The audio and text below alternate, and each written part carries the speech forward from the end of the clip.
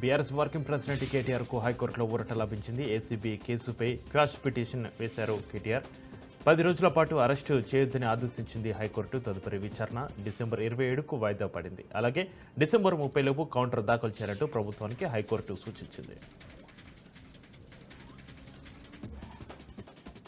హైదరాబాద్లో outer ring road సమీపంలో నందమూరి తారక రామారావు 100 అడుగుల విగ్రహం ప్రతిష్టాపన, ఎన్టీఆర్ నాలెడ్జ్ సెంటర్ ఏర్పాటు కోసం సీఎం రేవంత్ను కలిశారు తుమ్మల. దానికి ముఖ్యమంత్రి సానుకూలంగా స్పందించారు.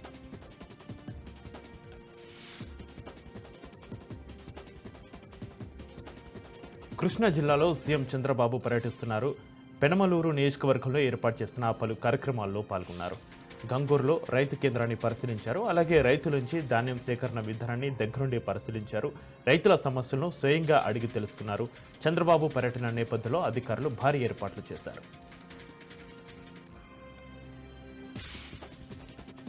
ఇక చిత్తూరు జిల్లాలో నారా భువనేశ్వరి పర్యటించారు. గత ప్రభుత్వం వారి జేబులను నింపుకోవడానికి ప్రజల జీవితాలతో చెలగాటమాడిందని, కక్షపూరితంగా కుప్పం నియోజకవర్గంలో అభివృద్ధి జాడ లేకుండా చేశారని నారా భువనేశ్వరి అన్నారు. పేదరికం లేని సమాజమే సీఎం చంద్రబాబు లక్ష్యమని, అభివృద్ధిలో కుప్పం దేశానికే రోల్ మోడల్ కాబోతుందని ఆశాభావం వ్యక్తం చేశారు. డాక్టర్ ఏర్పాటుతో మహిళల జీవితాల్లో చంద్రబాబు వెలుగులు నింపారన్నారు. అనంతరం వానగుట్టపల్లిలో మహిళలతో నారా భువనేశ్వరి ముఖాముఖి కార్యక్రమం నిర్వహించారు. హైదరాబాద్లో ఈ ఫార్ములా రేసింగ్ నిర్వహించడం వల్ల అనేక కంపెనీలు వచ్చాయన్నారు బీఆర్ఎస్ మాజీ ఎమ్మెల్యే సండ్ర వెంకట వీరయ్య. కాంగ్రెస్ సంవత్సర పాలనలో ఏ ఒక్క కంపెనీ రాలేదని, ఏదో ఒక అంశాన్ని బయటకు తీసుకొచ్చి కాంగ్రెస్ ప్రభుత్వం డైవర్షన్ పాలిటిక్స్ చేస్తుందని అన్నారు. బాధ్యత గల ప్రభుత్వం ఈ రేసింగ్ అంశాన్ని శాసనసభలో చర్చించాలన్నారు. ఫార్ములా 1 రేసింగ్ శాసనసభలో చర్చ జరగాలని కేటీఆర్ అడిగారని, కానీ ప్రభుత్వం అందుకు సిద్ధంగా లేదని, దీన్ని బట్టి ప్రభుత్వ వైఖరి ఏంటిదో తెలుస్తుందని మండిపడ్డారు. ఫార్ములా 1 రేసింగ్లో అవినీతి జరిగిందని ఆరోపణలు చేస్తున్నారన్నారు. ఏ విధంగా అవినీతి జరిగిందో తెలంగాణ సమాజానికి కాంగ్రెస్ ప్రభుత్వం చెప్పాలని డిమాండ్ చేశారు.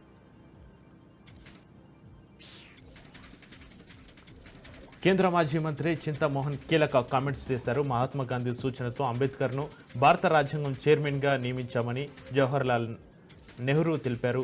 అంబేద్కర్పై కేంద్ర మంత్రి అమిత్ షా వ్యాఖ్యలు ఖండిస్తున్నారని, భారతదేశంలో ప్రజాస్వామ్యం కూని అవుతుందని అన్నారు. అమిత్ షాకు తెలివి లేదు, బుల్డోజర్ పనులు చేయించడం తప్ప ఇంకొకటి అమిత్ షాకు తెలియదని విమర్శించారు.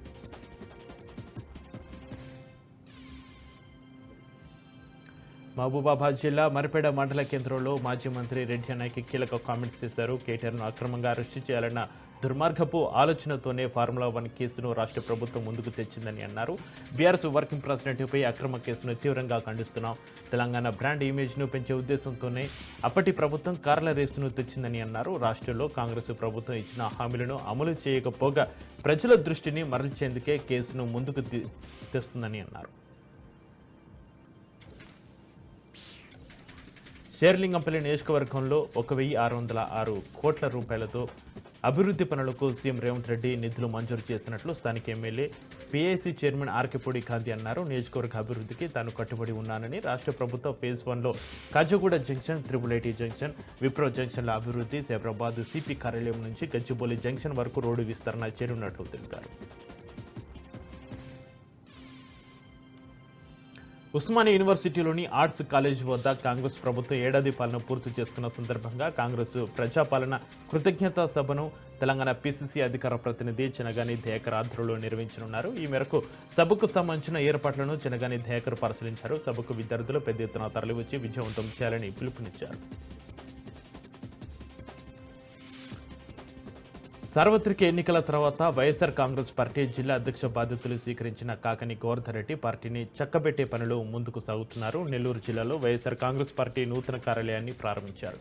ఈ కార్యక్రమంలో పలువురు పార్టీ నాయకులు పాల్గొన్నారు. విమర్శలకు తావు లేకుండా మాజీ మంత్రి అనిల్ కుమార్ యాదవ్ని ప్రారంభోత్సవానికి ఆహ్వానించి ప్రాధాన్యత ఇవ్వడంతో వైసీపీ శ్రేణుల్లో నూతన ఉత్సాహం నెలకొంది. పార్టీని బలోపేతం చేసే దిశగా ముందుకు సాగుతున్నామని అధ్యక్షుడు కాకని గోవర్ధన్ రెడ్డి తెలియజేశారు. శ్రీకాకుళం జిల్లా టెక్కలి పోలీస్ స్టేషన్లో విచారణకు వైసీపీ ఎమ్మెల్సీ దువ్వాడ శ్రీనివాస్ దివ్యల మాధురితో కలిసి హాజరయ్యారు. ఏపీ డిప్యూటీ సీఎం పవన్ కళ్యాణ్పై అనుచిత వ్యాఖ్యలను ఖండిస్తూ జనసేన నాయకులు స్థానిక పోలీస్ స్టేషన్లో ఫిర్యాదు చేశారు. దీంతో దువ్వాడ శ్రీనివాస్కు ఇటీవల నోటీసులు ఇవ్వడంతో టెక్కలి పోలీస్ స్టేషన్లో విచారణకు హాజరయ్యారు. 23 నిమిషాల పాటు దువ్వాడను పోలీసులు విచారించారు. అయితే స్థానిక ఎమ్మెల్సీగా ఉన్న తాను పవన్ కళ్యాణ్పై అనుచిత వ్యాఖ్యలు చేశారని కేసు నమోదు చేయడం, నోటీసులు ఇవ్వడం ఎంతవరకు న్యాయమని పోలీసులను ఆయన ప్రశ్నించారు. మరోవైపు రాష్ట్ర వ్యాప్తంగా సోషల్ మీడియాపై పోలీసులు నిఘా పెట్టారు. ఎమ్మెల్యే పాడి కౌశిక్ రెడ్డి అసెంబ్లీ సమావేశాల సందర్భంగా స్పీకర్పై కాగితాలు చింపి విసరడాన్ని నిరసిస్తూ ఓయూ ఆర్ట్స్ కాలేజ్ వద్ద నిరసన వ్యక్తం చేశారు. అసెంబ్లీలో కాంగ్రెస్ పార్టీ భూభారతి బిల్లును తీసుకొచ్చిన సందర్భంగా బీఆర్ఎస్ ఎమ్మెల్యేలు ఒక దళిత స్పీకర్పై భూభారతికి సంబంధించిన పేపర్లు చించివేసి విసరడం సరికాదన్నారు. తక్షణమే బీఆర్ఎస్ ఎమ్మెల్యే పాడి కౌశిక్ రెడ్డి తెలంగాణ రాష్ట్ర అసెంబ్లీ స్పీకర్కి క్షమాపణ చెప్పాలని ఓయూ విద్యార్థి నాయకులు డిమాండ్ చేశారు. వన మహోత్సవం 2024 కార్యక్రమంలో భాగంగా బంజారాహిల్స్ కమాండ్ కంట్రోల్ వెనక భాగంలో గల లింక్ రోడ్డు ప్రాంతంలో పెద్ద ఎత్తున చేపట్టే ప్లాంటేషన్ కార్యక్రమంలో మంత్రి పొన్నం ప్రభాకర్ మొక్కలు నాటారు. ఈ కార్యక్రమంలో జేహెచ్ఎంసీ మేయర్ గద్వాల విజయలక్ష్మి, పలువురు ఉన్నతాధికారులు పాల్గొన్నారు. తెలంగాణ ప్రజాపాలన ప్రభుత్వం సంవత్సరం పూర్తి చేసుకుంది. యావత్తు తెలంగాణ ప్రజలు, ముఖ్యంగా జేహెచ్ఎంసీ పరిధిలో ఉన్న ప్రతి పౌరుడు, విద్యార్థులు, ఉద్యోగులు అందరూ ప్రతి ఒక్కరూ ఒక మొక్క నాటాలని సంకల్పం తీసుకోవాలని, పర్యావరణాన్ని కాపాడడం మన అందరి బాధ్యత అన్నారు మంత్రి పొన్నం.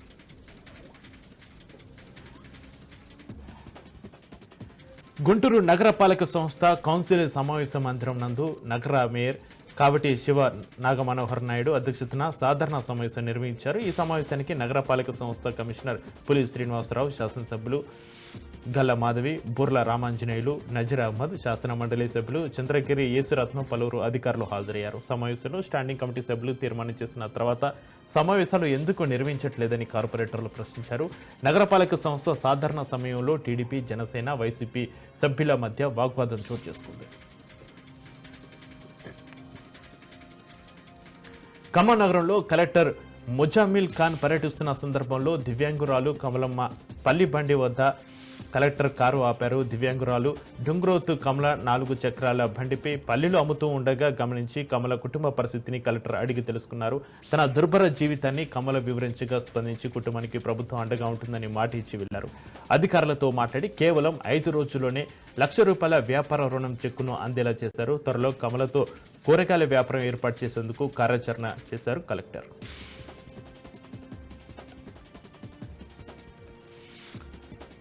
జయశంకర్ భూపాలపల్లి జిల్లా మహదేవ్పూర్ మండలం బీరాసాగర్ వద్ద నిర్మిస్తున్న చిన్న కాళేశ్వరం పనులను జిల్లా కలెక్టర్ రాహుల్ శర్మ పరిశీలించారు. చిన్న కాళేశ్వరం వద్ద గోదావరి నుంచి నీటిని తరలించడానికి 250 మీటర్ల వరకు తరలించడానికి చేపట్టిన పంపు హౌస్ హెడ్ రెగ్యులేటర్ నిర్మాణ పనులకు కలెక్టర్ శంకుస్థాపన చేశారు.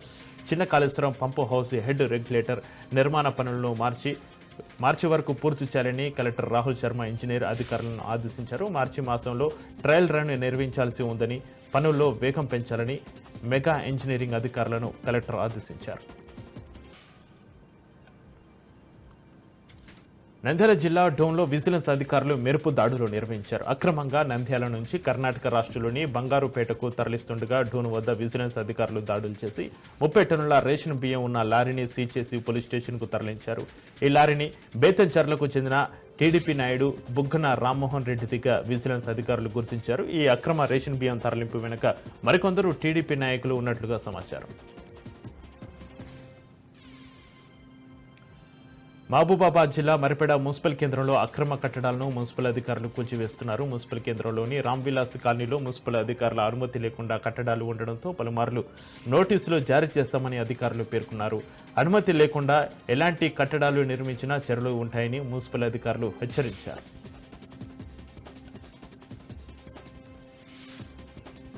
రంగారెడ్డి జిల్లా షాద్నగర్ డివిజన్లో పోలీసులకు, వారి కుటుంబాలకు క్యాన్సర్పై 2 రోజుల ఉచిత మెగా క్యాంపును గ్రేస్ క్యాన్సర్ ఫౌండేషన్ ఏర్పాటు చేశారు. ఈ క్యాంపులో ఆరోగ్యానికి సంబంధించిన అన్ని పరీక్షలు ఉచితంగా చేయనున్నారు. ఈ నేపథ్యంలో ACP Rangaswamy grace cancer foundation వారికి ధన్యవాదాలు తెలియజేశారు. ఈసీజీ, ఎక్స్రేలు, కంటి పరీక్షలు, ఛాతీ పరీక్షలు, రొమ్ము క్యాన్సర్లకు సంబంధించి ఉచితంగా మెగా క్యాంపులో పరీక్షలు నిర్వహిస్తున్నారని అందరూ వినియోగించుకోవాలని ఏసీపీ కోరారు. కాకినాడ జిల్లా పిఠాపురం ప్రభుత్వ ఆసుపత్రి అభివృద్ధి కమిటీ సభ్యుల ప్రమాణ స్వీకార కార్యక్రమం రసాబాసగా జరిగింది. ఆసుపత్రి డెవలప్మెంట్ కమిటీ చైర్మన్ అయిన Pithapuram MLA deputy CM Konidela Pawan Kalyan ఫోటోను ఆసుపత్రి అధికారులు ఏర్పాటు చేయలేదంటూ జన సైనికులు తీవ్ర అభ్యంతరం తెలిపారు. దీంతో కార్యక్రమం రసాబాసకు దారితీసింది. పవన్ కళ్యాణ్ ఫోటో ఉన్న ఫ్లెక్సీ తెచ్చిపెట్టే వరకు కార్యక్రమం మొదలు పెట్టడానికి వీల్లేదంటూ జన సైనికులు భీష్మించి కూర్చోవడంతో అప్పటికప్పుడు ఫ్లెక్సీ తెచ్చిపెట్టారు. నారాయణపేట జిల్లా మక్తల్ నియోజకవర్గంలో ఈ సంవత్సరం వర్షాలు బాగా కురవడంతో ప్రధాన రోడ్లు గుంతలమయంగా మారాయి. పలు ప్రధానమైన రహదారులు బీటీ రోడ్లు లోతట్టు గుంతలమయంగా మారి ప్రమాదాలకు దారితీస్తున్నాయి. మక్తల్ నుంచి నారాయణపేట జిల్లాకు వెళ్లే ప్రధానమైన బీటీ రోడ్డుకు ప్యాచ్ వర్క్ టెండర్ గుత్తేదారులు బీటీ రోడ్డు ప్యాచ్ వర్క్ తూతు మంత్రంగా వర్క్ పూర్తి చేశారు. ఈ రహదారిపై వెళ్తున్న పెద్ద వాహనాలు వెళ్తున్నప్పటికీ ద్విచక్ర వాహనదారులకు రోడ్డుపై దుమ్ముద్దులు లేచి కళ్ళల్లో పడుతుందని, ప్రమాదాలు ఎక్కువగా జరుగుతున్నాయని వాహనదారులు వాపోతున్నారు. ఇప్పటికైనా అధికారులు రోడ్ల మరమ్మతులు తొందరలో పూర్తి చేసి ప్రమాదాలు జరగకుండా చూడాలని ప్రజలు వేడుకుంటున్నారు. కానిస్టేబుల్ అభ్యర్థులుగా సెలెక్ట్ అయిన నిరుద్యోగ యువతీ యువకులకు పోలీసు నియామక ఉచిత శిక్షణ శిబిరం నిర్వహించడం జరుగుతుందని, దీనిని గ్రామీణ ప్రాంత యువకులు ఉపయోగించుకోవాలని ఆత్మకూరు పట్టణ సిఐ రాము తెలిపారు. నంద్యాల జిల్లా ఆత్మకూరు పట్టణంలోని గవర్నమెంట్ జూనియర్ కాలేజీ గ్రౌండ్లో ఏర్పాటు చేసిన ఉచిత శిక్షణను ఆత్మకూరు డీఎస్పీ రామంజీ నాయక్ ప్రారంభించారు. నిరుద్యోగ యువతీ యువకులకు పోలీసు నియామక ఉచిత శిక్షణ శిబిరాన్ని అర్బన్ సిఐ రాము ఏర్పాటు చేశారు.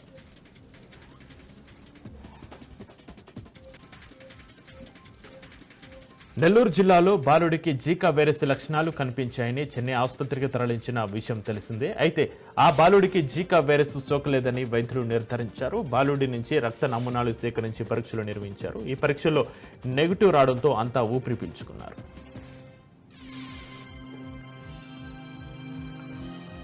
హన్మకొండలో పోలీసులు వాహన తనిఖీలో డ్రంక్ అండ్ డ్రైవ్ టెస్టులు నిర్వహించారు. Central zone DCP Sheikh Saleema ఆధ్వర్యంలో నిర్వహించిన ఈ తనిఖీల్లో ఏసీపీ దేవేందర్ రెడ్డి, సీఐలు, ఏఎస్ఏలు పాల్గొని సరైన పత్రాలు లేని వాహనాలు, మద్యం సేవించి నడిపిన వాహనాలను సీజ్ చేశారు. డ్రంక్ అండ్ డ్రైవ్లో పట్టుబడ్డ వారిని కౌన్సిలింగ్కి రావాలని సూచించారు. మద్యం సేవించి వాహనం నడిపితే కఠిన చర్యలు ఉంటాయని పోలీసులు హెచ్చరించారు. పల్నాడు జిల్లా సత్తెనపల్లిలో డీఎస్పీ హనుమంతరావు ఆధ్వర్యంలో పోలీసు ర్యాలీ నిర్వహించారు. పోలీసు సిబ్బంది పురవీధుల్లో హెల్మెట్ ధరించి బైక్ ర్యాలీ నిర్వహించారు. అనుకోని ప్రమాదంలో కుటుంబం యజమాని చనిపోతే కుటుంబం మొత్తం అనాథగా మిగిలిపోతుందన్నారు. బైక్ డ్రైవింగ్ చేసేటప్పుడు విధిగా హెల్మెట్ ధరించి ప్రాణాలు కాపాడుకోవాలని తెలిపారు. హెల్మెట్ ధరించిన వాళ్ళపై కఠిన చర్యలు తీసుకుంటామన్నారు డీఎస్పీ హనుమంతరావు. మెగా డ్రైవింగ్ నిర్వహించి ప్రజలకు అవగాహన కల్పిస్తున్నాం. ప్రజలు పోలీసు వారికి సహకరించాలని అన్నారు.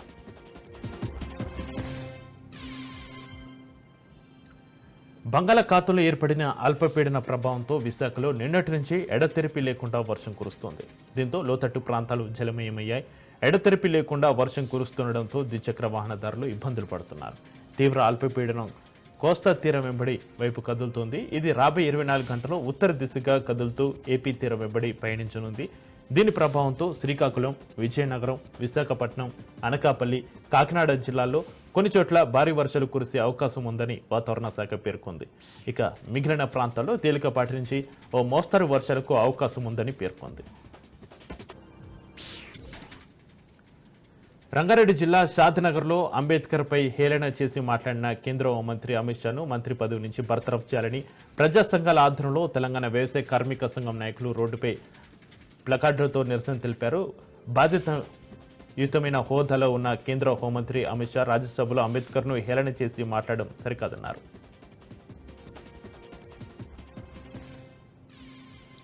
నిజామాబాద్ జిల్లా ఆర్మూరు పట్టణంలోని అంబేద్కర్ చౌరస్తాలో రాజ్యాంగ నిర్మాత డాక్టర్ బాబాసాహెబ్ అంబేద్కర్ గురించి పార్లమెంటు సాక్షిగా బీజేపీ కేంద్ర మంత్రి అమిత్ షా చేసిన వ్యాఖ్యలకు కాంగ్రెస్ పార్టీ నిరసన వ్యక్తం చేసింది. ఆర్మూరు కొత్త బస్టాండ్ నుంచి అంబేద్కర్ చౌరస్తా వరకు నల్ల బ్యాడ్జీలతో ర్యాలీ నిర్వహించి అంబేద్కర్ చౌరస్తాలో అంబేద్కర్ విగ్రహానికి పూలమాలలు వేసి నివాళులర్పించి నిరసన వ్యక్తం చేశారు. సాయిబాబా గౌడ్ మాట్లాడుతూ అమిత్ షా భారత జాతికి క్షమాపణ చెప్పి తన మంత్రి పదవికి రాజీనామా చేయాలని డిమాండ్ చేశారు. మంచిర్యాల జిల్లా జన్నారం మండల కేంద్రంలోని అంబేద్కర్ విగ్రహం వద్ద ఎన్ఎస్యుఐ కాంగ్రెస్ నాయకులు నిరసనకు దిగి కేంద్ర హోంమంత్రి అమిత్ షా చిత్రపటాన్ని దహనం చేశారు. పార్లమెంట్లో అంబేద్కర్పై అనుచిత వ్యాఖ్యలు చేస్తున్న కేంద్ర హోంమంత్రి అమిత్ షా యావత్ భారతదేశానికి క్షమాపణలు చెప్పాలని బీజేపీ పార్టీ వెంటనే అమిత్ షాను మంత్రి పదవి నుంచి తొలగించాలని అంబేద్కర్పై తన వైఖరిని నిరూపించుకోవాలని డిమాండ్ చేశారు.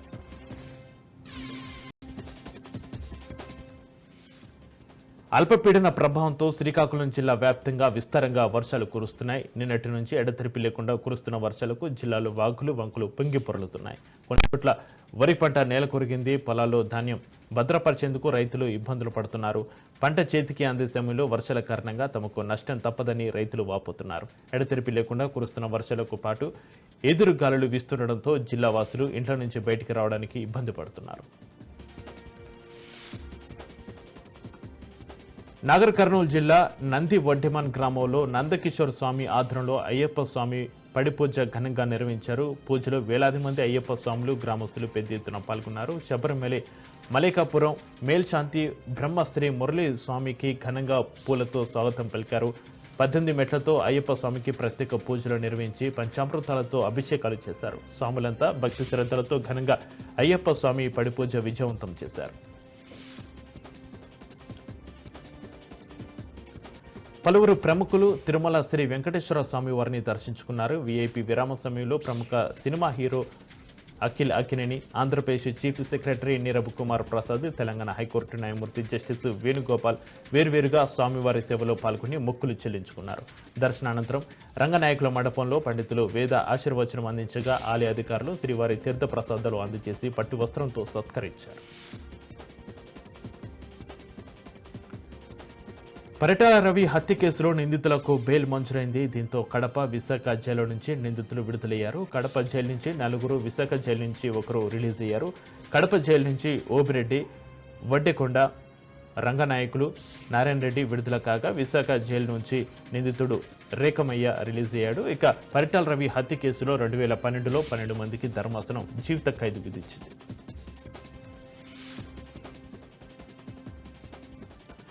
పశ్చిమ గోదావరి జిల్లా నరసాపురంలో వింత దొంగ పట్టుబడ్డాడు. ఇంటి బయట ఆరవేసిన బట్టలను ఎత్తుకెళ్లిపోతుండటంతో గ్రామస్తులు నిఘా పెట్టి దొంగను పట్టుకున్నారు. దొంగ విచిత్ర ప్రవర్తనను గమనించిన గ్రామస్తులు పోలీసులకు అప్పగించారు.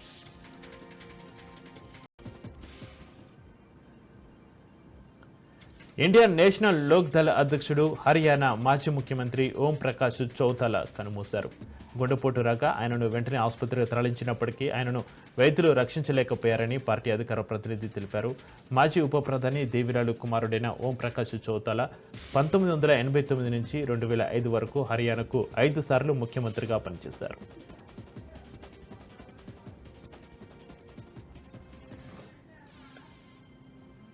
రంగారెడ్డి జిల్లా తాలకొండపల్లి మండలంలోని చెన్నారం గ్రామ సమీపంలో ఎత్తైన గుట్టలపై వెలిసిన మల్లప్పగుట్ట మల్లికార్జున స్వామి దేవాలయంలో 2 దుండగులు గర్భగుడి తాళాలను 4 హుండీలను పగలగొట్టి చోరీకి పాల్పడ్డారు. గర్భగుడిలో ఉన్న కొన్ని విలువైన సామాగ్రి కూడా చోరీకి గురైనట్లు ఆలయ ప్రధాన నిర్వాహకుడు తెలిపారు. దుండగులు గుర్తు తెలియకుండా ముఖాలకు మాస్కులను ధరించారు. అయితే ఇప్పటికీ ఈ గుడిలో దొంగతనం 11వసారి జరిగినట్లు గ్రామస్తులు తెలిపారు. ఇటీవల దేవాలయంలో తరచూ దొంగతనాలు జరుగుతుండటంతో ఆలయ నిర్వాహకులు 20 రోజుల క్రితమే 3 సీసీ కెమెరాలు కూడా ఏర్పాటు చేయించారు.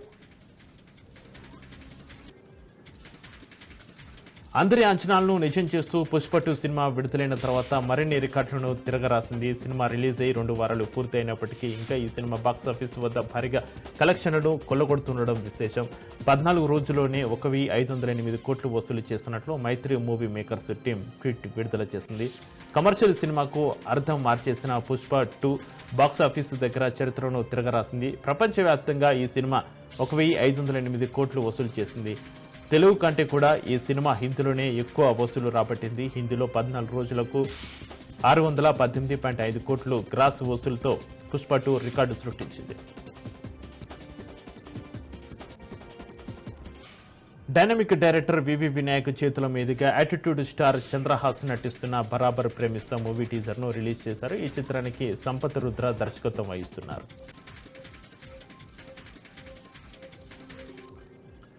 Young talented hero Kiran Abbavaram కొత్త చిత్రానికి దిల్ రూబా అనే టైటిల్ ఖరారు చేశారు. ఈ సినిమాలో రుక్సర్ తిల్లన్ హీరోయిన్ గా నటిస్తుంది. విశ్వకరణ్ దర్శకత్వం వహిస్తున్న ఈ చిత్ర పోస్టర్ ఇంట్రెస్టింగ్ గా ఉంది.